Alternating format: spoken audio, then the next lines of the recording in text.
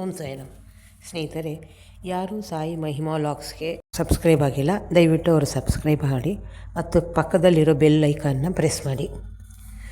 ಈಗ ವೈಕುಂಠ ಏಕಾದಶಿಯ ಬಗ್ಗೆ ತಿಳಿದುಕೊಳ್ಳೋಣ. ಸ್ನೇಹಿತರೆ, ಈ ತಿಂಗಳು ಡಿಸೆಂಬರ್ 30ನೇ ತಾರೀಕು ಮಂಗಳವಾರದಂದು ಈ ತಿಂಗಳ ಕೊನೆಯಲ್ಲಿ ವೈಕುಂಠ ಏಕಾದಶಿ ಬಂದಿದೆ. ಈ ಏಕಾದಶಿಯನ್ನು ವಿಶೇಷ ಏಕಾದಶಿ ಅಂತಲೇ ಕರೀಬೋದು. ಮತ್ತು ಇನ್ನು ಡಿಸೆಂಬರ್ 16ರಿಂದ ಧನುರ್ಮಾಸ ಪ್ರಾರಂಭ ಆಗುತ್ತದೆ. ವರ್ಷದಲ್ಲಿ ಒಟ್ಟು 24 ಏಕಾದಶಿ ಬರುತ್ತದೆ. ತಿಂಗಳಿಗೆ 2 ಬರುತ್ತೆ. ಈ ವೈಕುಂಠ ಏಕಾದಶಿಯನ್ನು ಅವತ್ತಿನ ದಿನ ಶ್ರೀನಿವಾಸನ ದರ್ಶನದಿಂದ ಸ್ವರ್ಗ ಪ್ರಾಪ್ತಿಯಾಗುತ್ತದೆ ಎನ್ನುವ ವಾಡಿಕೆ ಇದೆ. ಈ ಏಕಾದಶಿ ಮಾಡೋದ್ರಿಂದ 23 ಏಕಾದಶಿ ಮಾಡಿದಷ್ಟು ಪುಣ್ಯ ಸಿಗುತ್ತಂತೆ.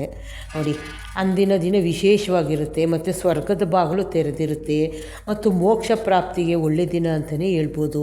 ನಾವು ತಿಳಿದೇನೋ ಮಾಡಿರೋಂಥ ಪಾಪಗಳನ್ನೆಲ್ಲೋ ಕಳೆದುಕೊಳ್ಳೋಂಥ ಒಂದು ಏಕಾದಶಿ ಅಂತಲೇ ಹೇಳ್ಬೋದು. ಅಂದಿನ ದಿನ ಬೆಳಿಗ್ಗೆ ಬೇಗ ಎದ್ದು ವಿಷ್ಣುವಿನ ಆರಾಧನೆ ಮಾಡಬೇಕು. ಸಾಯಿ ಭಕ್ತರು ಸಾಯಿನಾಥನ ಆರಾಧನೆಯೂ ಮಾಡಬೇಕು. ವಿಷ್ಣುವಿಗೆ ತುಳಸಿ ಪ್ರಿಯವಾಗಿದ್ದರಿಂದ ಅವತ್ತೊಂದು ದಿನ ತುಳಸಿಯಿಂದ ಅರ್ಚನೆ ಮಾಡಿ, ಅಥವಾ ತುಳಸಿ ಹಾರನಾರು ಹಾಕ್ಬೋದು ವಿಷ್ಣು ಫೋಟೋಗೆ. ಅಂದಿನ ದಿನ ನಿರಾಹಾರಿಯಾಗಿ ಉಪವಾಸ ಮಾಡಬೇಕು. ಬರೀ ನೀರು ಕುಡಿದು ಉಪವಾಸ ಮಾಡಿದ್ರೆ ಒಳ್ಳೆಯದು. ಆದರೆ ಕೆಲವ್ರಿಗೆ ಆರೋಗ್ಯ ಸರಿ ಇಲ್ಲದವರು ಅಂಥವರು ಹಣ್ಣು, ಹಾಲು, ಕಾಫಿ ಇವುಗಳನ್ನ ತಗೋಬೋದು.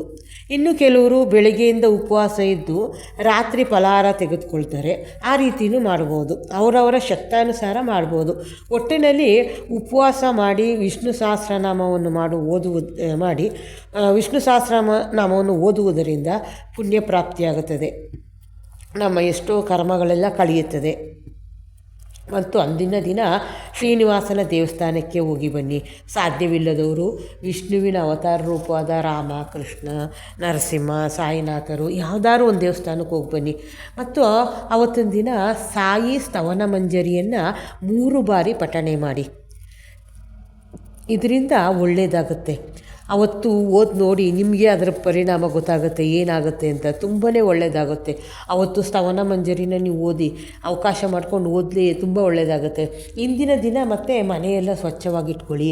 ಬೆಳಗ್ಗೆ ಬೇಗ ಎದ್ದು 3:30ಯಿಂದ ಒಂದು 5:30 ಒಳಗಾರು ದೇವ್ರ ಪೂಜೆ ಮಾಡಿ ಮುಗಿಸ್ಬಿಡಿ.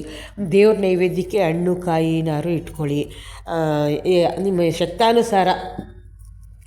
ಮತ್ತು ಮಕ್ಕಳುಗಳಿಗೆಲ್ಲ ಅವ್ರ ಶಕ್ತಾನುಸಾರ ಉಪವಾಸ ಮಾಡಿ. ಎಲ್ರಿಗೂ ಬಲವಂತ ಮಾಡೋಕ್ಕೆ ಹೋಗ್ಬೇಡಿ.